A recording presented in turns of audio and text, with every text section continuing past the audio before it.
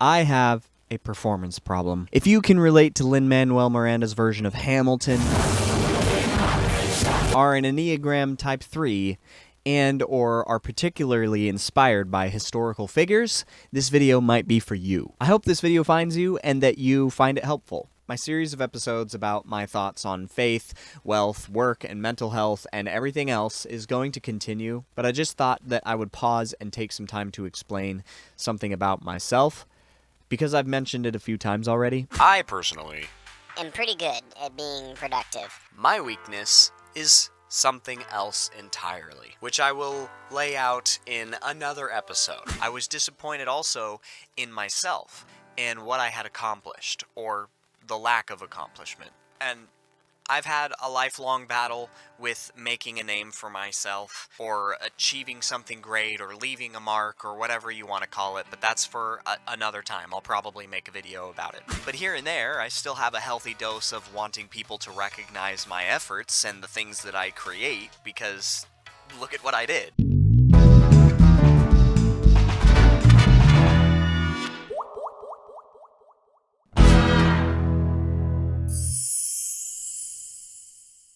What do all the previous clips have in common? They all come from a place of performance obsession or the fear of failure. You pick.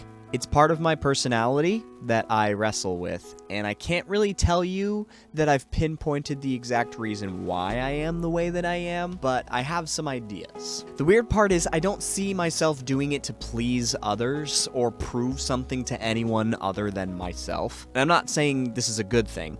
I do compare myself to others quite often, but it doesn't seem like that's the driving force. As a matter of fact, I never go into a project thinking, oh, people are gonna love me for this one, or respect me, or even it worked out for them, so I'm gonna do it too. No, I go into projects with genuine inspiration when I think I'm going to enjoy it, or just because I think it's cool, because that's the only way that I'm gonna be motivated enough to finish. And I cannot stand not finishing something that I've started. However, there have been plenty of times I've gotten emotional over my YouTube channel, for example, because I want to do it well, and I've thought about giving up because my videos don't get any views. I have at times been ensnared asking myself what the point was of even doing something that no one else cares that I'm doing. I have had those times, and I remind myself, sometimes my wife does too, that it doesn't matter if anyone else sees it if it's something that I find joy in.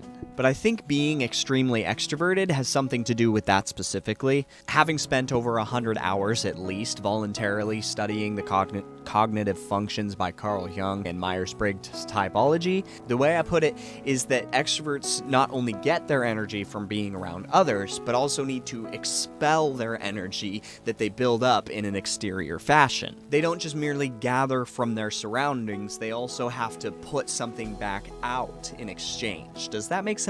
Like in the same way that introverts recover their energy from being alone, they're more prone to being able to consume information, learn a skill, do something awesome, and just be happy, and just be happy that way, and like never tell another soul. That's my theory. I think in general that it's true, but it's obviously not that black and white. Like I'm pretty sure YouTube, for example, again, is dominated primarily by introverts simply due to the interpersonal nature of the platform. So I'm not at all saying that in order to create something for the masses, you have to be inherently extroverted. Okay, let me back up because we're still talking about a performance-based identity. Are you still with me? Good, because we're gonna rewind like a lot, like back to my childhood. I remember reading history books in middle school, learning about Benjamin Franklin, Thomas Edison, or even George Washington or Abraham Lincoln, whoever, and thinking that the way that these textbooks talk about notable individuals in history makes me want to become a notable individual in history. It set me on a trajectory of wanting to do something cool that I would actually be remembered for. Anyone else? Was I weird for that? As time goes on and technology advances at neck-breaking pace, the population grows larger and the internet dulls the extraordinary. This proves more and more difficult. In modern history, you have to do something absurdly radical to be remotely notable in a textbook, and odds are it's not going to be for a good reason. So I began to realize this, and as I matured and also came to terms with the fact that even when you are impactful in your very tiny breath of life, you will not get to see the full effects of your impact. For a long time, I actually felt like that was so unfair. And that sounds depressing at first, but hear me out. So you know when you drop a rock in the middle of a lake and those ripples from that bloop just keep going? Well, what if you're that rock? This really sunk in for me when Evie Fishkin passed away after a long struggle with cancer. She was the founder of a nonprofit art school that I attended in high school, where I not only discovered how to excel in the fine arts and the performative arts, but also began my emotional journey as a friend and, frankly, a man. I still think all the time about the impact that Evie had on me, and it's because of her that I'm an art teacher now. And how there are multiple other people that I know who wouldn't have found the same success in their vocations without her. And I think she understood that this would happen, but it makes me realize how our impact is generational, and we won't always be able to see the effect of our own actions in the fullest, but that doesn't mean they aren't there. It made me realize that success is not only a self-defined thing in our own lives, but also to a degree just immeasurable by an individual life. And it's an honor and a blessing to have your impact to make it back to you when someone says, hey, you did this thing a long time ago and it actually changed my life. When that happens to you, be thankful and put it to memory and let it encourage you. But here's the ultimate thing that I finally realized when it came to seeing my own impact. This actually took me years to process, so I hope that you are really able to hear this. The glory is God's.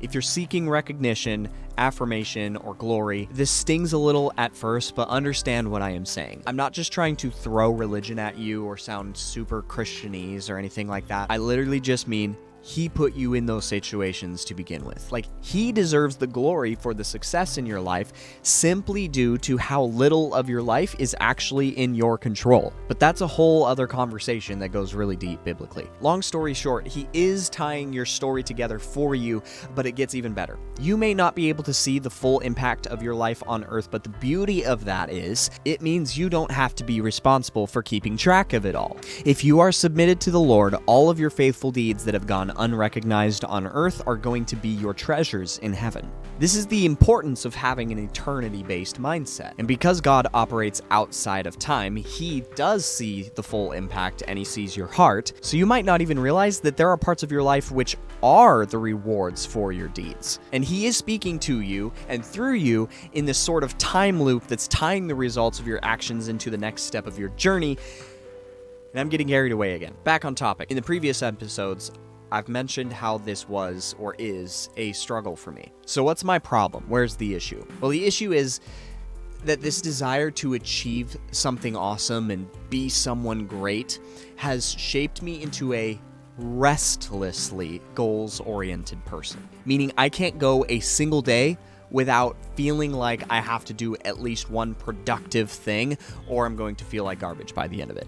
I often find myself prioritizing my goals and aspirations over my friends and family. If it's a few hours at the park with my kids or a few hours that I get alone in the office while I write this script, I'm leaning toward the office. It's something I'm currently working on chilling out, because on one hand, it is a blessing to be this motivated. Sometimes I feel unstoppable and that I can do like really anything that I put my mind to. On the other, it means I'm missing out on life's simplicity. On one hand, I will force myself to work for hours before allowing myself to pick up my Nintendo Switch, which means I have great self-discipline, but on the other hand, I have blurred the line between let's take a step forward toward our goals and I've worked hard enough today, just relax. We need to relax. We need to do nothing sometimes. Our bodies and minds need a break, and although I know that, the Daft Punk voice is just louder more often than not. But on a much more serious and painful note, this mindset in my life has led to treating my whole life as a checklist. As in, even getting married was just a goal that I accomplished, and then I went, all right, now what? This achievement or performance-based mindset meant that once I have done something, I need to create something else to do. And I just need to do and do and do without sitting in the present and just fully basking in what I have. It has hurt my wife because of the lack of care and attention I had given her because I already checked marrying her off my list. It's bad, so don't be like me. Maybe start with leveraging that checklist mindset to think about the next date instead of the next career point. Why have I not done that? So yeah, the key is balance, because if you're like me and you can really kick yourself in the rear to get up and accomplish something, that's not an ability to just sit on and gather dust and do nothing with. You should do something with that. But understand that your goals and achievements aren't actually the goal. This sounds corny, but the goal really is the friends that you make along the way. It is your relationships and how you treat people, and that Jesus has your life in the end. This video is literally just addressed straight to me.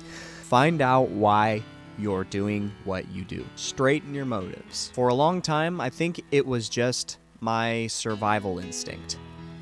If I was ahead, then I wasn't behind. What people think of you doesn't matter. Your impression of yourself is probably too critical. Don't prioritize your objectives over the people you're doing the objective for, because they're just waiting for you, not the thing that you're doing. Don't neglect sleep, meals, or play because you think that you're out of time. Give it a rest.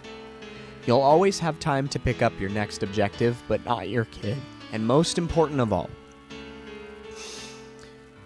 recognize that your identity is never in what you're able to do, but what Jesus did for you. Whatever you're doing is never going to be as important as what Jesus has already done in you. Embrace that.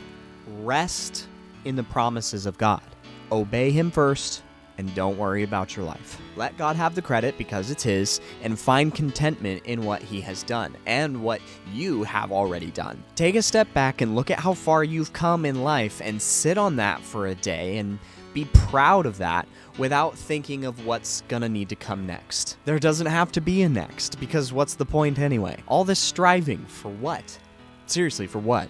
So as for the title of this video, I know it's a little clickbaity, but achieving your goals can make you miserable if you're just focused on achieving your goals and you forget your purpose. So don't let it become your identity, or you'll never be satisfied. I'm never satisfied. Is that right? I've never been satisfied. And don't do it out of anything but inspiration and your love for others.